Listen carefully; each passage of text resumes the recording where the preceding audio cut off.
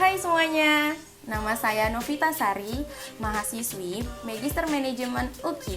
Di video ini, saya akan menjelaskan mengenai ringkasan materi dari minggu pertama sampai minggu ke-7 dalam kelas Manajemen Keuangan yang diajar oleh Bapak Profesor Roy Sembel dan Ibu Ganda Hutapea.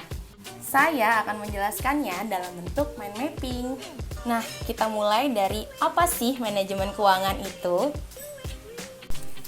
Manajemen keuangan merupakan hal yang penting untuk diterapkan pada perusahaan.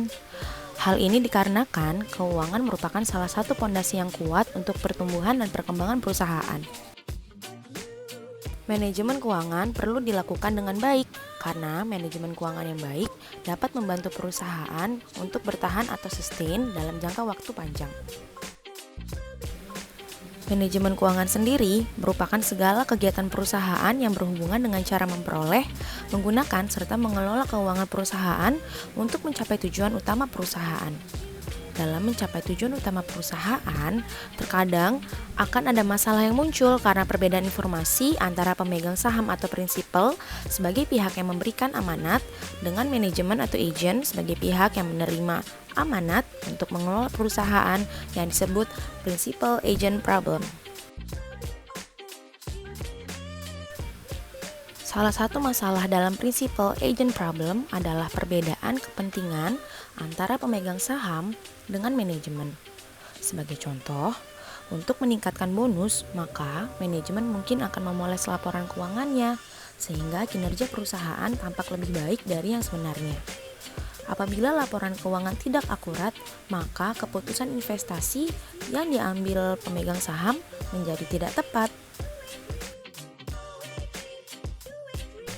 Nah, agar dapat menghindari principal agent problem tersebut, perusahaan harus buat data kelola perusahaan. Ini membutuhkan prinsip-prinsip yang mendasari suatu proses dan mekanisme pengelolaan perusahaan berdasarkan atau berlandaskan peraturan perundang-undangan dan etika berusaha yang disebut Good Corporate Governance atau kita singkat menjadi GCG. Penerapan prinsip GCG atau tata kelola perusahaan yang baik dapat meningkatkan kinerja perusahaan dan nilai ekonomi jangka panjang bagi para investor dan pemangku kepentingan atau stakeholder. Dalam sistem tata kelola perusahaan yang baik ini, terdapat sejumlah unsur pemangku kepentingan yang terpadu secara baik, hingga tercipta keseimbangan antara berbagai kebutuhan para pemegang saham, manajemen, konsumen, vendor atau investor, serta pemerintah dan masyarakat.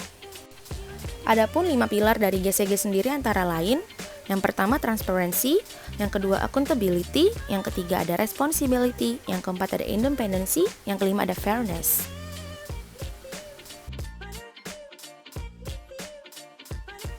Membahas mengenai manajemen keuangan tidak lepas dari laporan keuangan.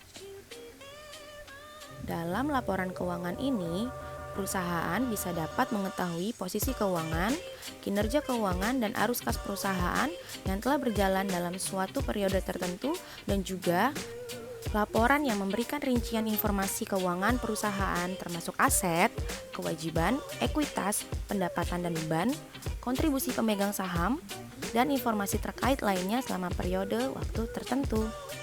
Jenis-jenis laporan keuangan ada 5. Yang pertama ada laporan laba rugi, lalu ada neraca, lalu ada laporan perubahan ekuitas, lalu ada laporan arus kas, dan yang terakhir ada catatan atas laporan keuangan.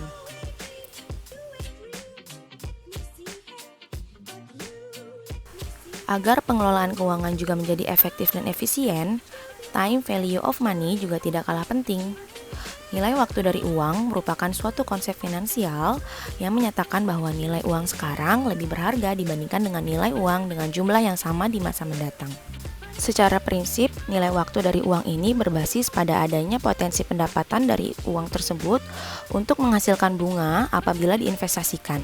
Sebaliknya, ada pula risiko kehilangan dalam jumlah tertentu karena penurunan nilai mata uang akibat inflasi dan kegagalan investasi. Nah, dari konsep time value of money ini, orang lebih senang menerima uang sekarang daripada menerimanya dengan jumlah yang sama 1 tahun yang akan datang. Sebab uang yang dimiliki sekarang berpotensi untuk menghasilkan.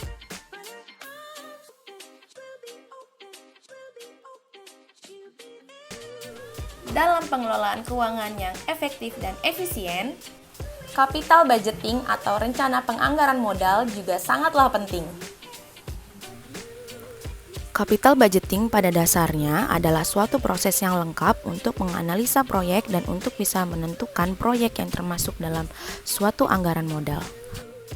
Atau bisa juga disebut suatu proses perencanaan serta pengambilan keputusan terkait pembayaran dana di mana periode pengambilan dana tersebut sudah lebih dari 1 tahun. Ini termasuk dana cukup besar, investasi berkaitan dengan risiko dan juga efek jangka panjang. Nah, capital budgeting dengan efek jangka panjang ada emas, properti, dan juga reksadana.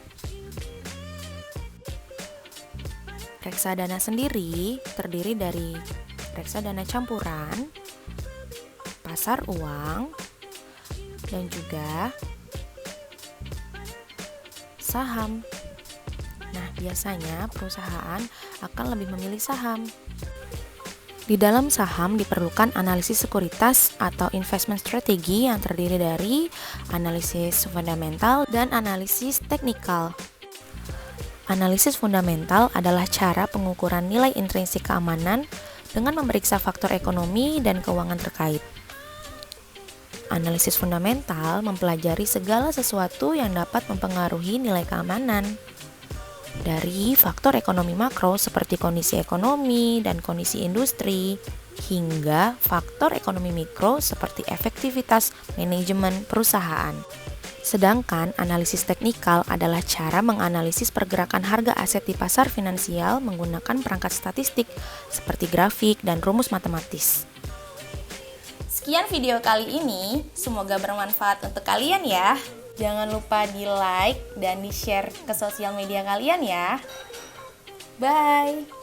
Sampai jumpa.